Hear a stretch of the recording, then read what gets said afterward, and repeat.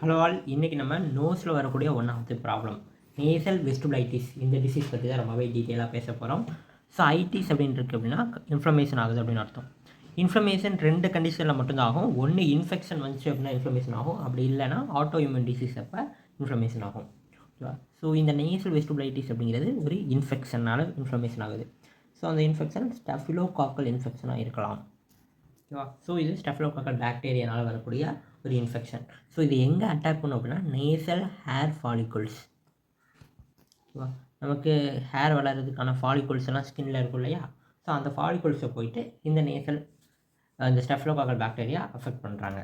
நம்ம ஃபேஸில் danger area அப்படின்னு ஒரு ஏரியா இருக்குது. ஸோ அது எந்த ஏரியா அப்படின்னா நோஸு மவுத் இப்படி தானே இருக்குது.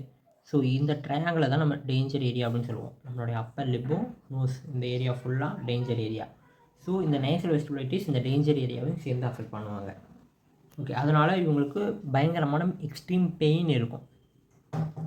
நேசல் வெஸ்டிபுலைட்டிஸில் அதிகப்படியான பெயின் இருக்கும்.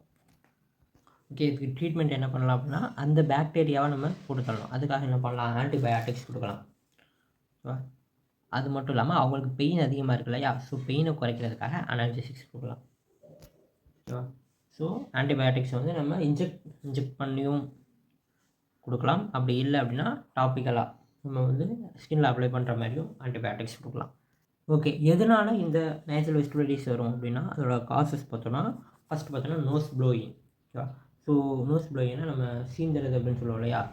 ஸோ மியூக்கஸை வந்து ஃபோர்ஸ்ஃபுல்லாக நம்ம வெளியெடுக்கிறோம், எக்ஸேல் பண்ணி வெளியெடுக்கிறோம் அப்படின்னா அதான் நோஸ் ப்ளோயிங். இதை நம்ம கான்ஸ்டண்ட்டாக ரொம்ப நேரம் நோஸ் ப்ளோயிங் பண்ணிக்கிட்டே இருக்கோம் அப்படிங்கிறப்ப நமக்கு இந்த மாதிரியான இன்ஃபெக்ஷன் வரது சான்சஸ் இருக்குது. அடுத்ததாக நோஸ் பிக்கிங்.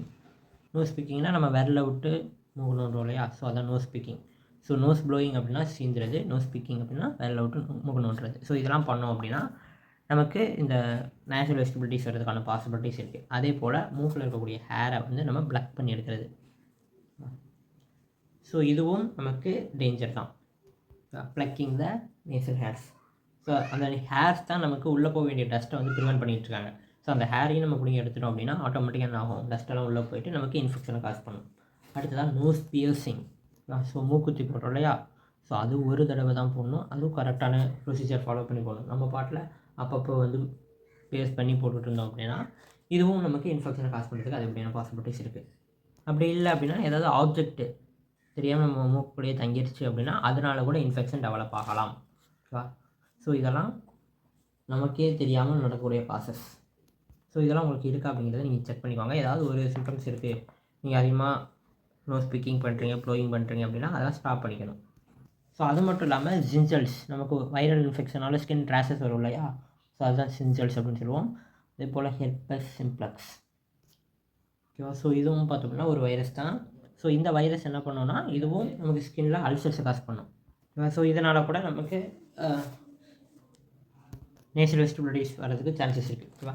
ஸோ நமக்கு சாதாரணமாக வரக்கூடிய காமன் கோல்டில் கூட நம்ம கவனம் வச்சுக்கணும். ஓகேவா? ஸோ காமன் கோல்டு கூட எப்படி டெவலப் ஆகலாம்.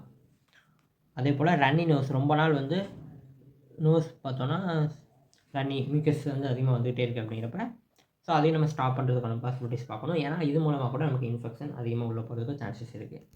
ஓகே, இப்போ வெஸ்டிபுலைட்டிஸ் பார்த்தோன்னா ரெண்டு வகையாக பிரிக்கலாம். ஒன்று பார்த்தோன்னா அக்யூட் வெஸ்டிபுலைட்டிஸ், இன்னொன்று பார்த்தோன்னா க்ரானிக் வெஸ்டிபுலைட்டிஸ். ஓகே, அக்யூட் வெஸ்டிபுலைட்டிஸில் பார்த்தோன்னா ஸ்கின்னு ரெட் ஆகும். ஓகேவா? அதே போல் ஸ்வேலன் ஆகும், நமக்கு டெண்டர்னஸ் இருக்கும். டெண்டர்னஸ் அப்படின்னா பெயின், தொட்டால் பெயின் வரும். ஓகேவா?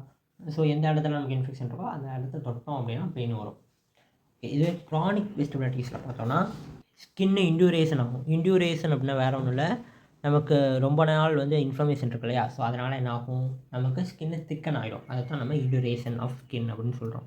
அடுத்ததான் நேசல் க்ரஸ்டிங். க்ரஸ்டிங் அப்படின்னா நமக்கு மியூக்கஸே பார்த்தோம் அப்படின்னா ட்ரையாக, ஹார்டாக, ரொம்ப திக்காக வரும் இல்லையா? ஸோ அதை தான் நம்ம க்ரஸ்டிங் அப்படின்னு சொல்கிறோம். ஸோ இந்த ப்ராசஸ்லாம் நமக்கு க்ரானிக்கில் நடக்கும். ஓகேவா? ஸோ இது அக்யூட் அண்ட் க்ரானிக்கில் ஸ்பெசிஃபிக்காக இருக்கக்கூடியது. ஓகேவா? இப்போ இது ரெண்டும் காமனாக இருக்கக்கூடிய சிம்டம்ஸ் என்னென்னு அப்படிங்கிறத பார்க்கலாம். ஸோ இதில் ஃபஸ்ட்டு பார்த்தோன்னா நோஸில் பெயின் இருக்கும். ஓகேவா?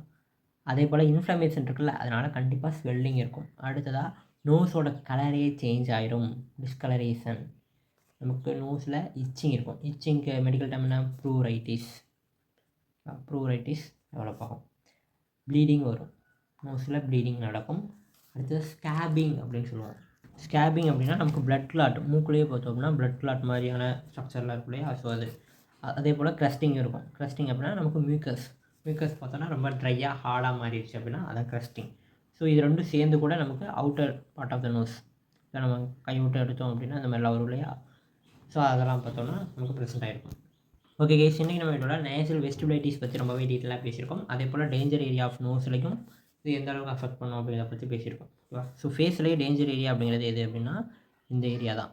அப்பர் லிப்போடு சேர்த்து இந்த ஒரு ட்ரையாங்கிள் தான் டேஞ்சர் ஏரியா.